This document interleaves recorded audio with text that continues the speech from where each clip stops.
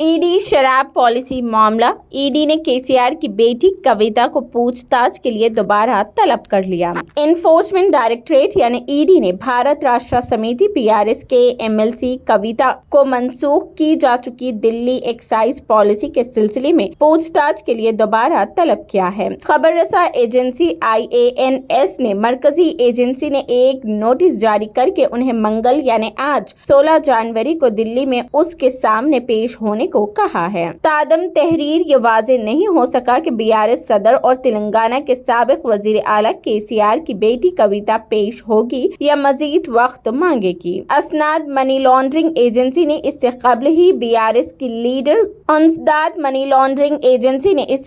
BRS के leader को गुज़िश्ता साल सितंबर में तलब किया था, ताहम उन्होंने इस समन को सुप्रीम कोर्ट में चैलेंज कर दिया था। ईडी ने इससे कबल इस मामले में कविता को गुज़िश्ता साल 11, 20 और 21 मार्च को पूछताछ की थी। ईडी ने कविता को दिल्ली शराब पॉलिसी के मुबैना घोटाले में पहली बार 9 मार्च 2023 को पेश होने को कहा था, ताहम उन्होंने पार्लियामेंट में खवातीन के रिजर्वेशन बिल को पास करने में ताख़ीर पर कौमी दारुल हुकूमत में 10 मार्च को उनकी तरफ से ऐलान करदा एक रोज़ा भूख हड़ताल का हवाला देते हुए ईडी से इंक्वायरी को मुअख्खर करने की दरख्वास्त की थी। ईडी ने ताज़ा समन जारी करते हुए उन्हें 11 मार्च को हाजिर होने को कहा था। 11 मार्च को उनसे 9 घंटे तक पूछताछ की गई। एजेंसी ने कविता को 16 मार्च को फिर हाजिर होने के लिए समन जारी किया, लेकिन वो ईडी के समन के खिलाफ सुप्रीम कोर्ट में अपनी अर्जी ज़ेर-उत-तबाह होने का हवाला देते हुए 24 मार्च तक हाजिर नहीं हुई। ईडी ने उसी दिन कविता को ताज़ा समन जारी करते हुए 20 मार्च को हाजिर होने की हिदायत दी। ईडी ने 20 मार्च को उनसे 10 घंटे से ज्यादा पूछताछ की।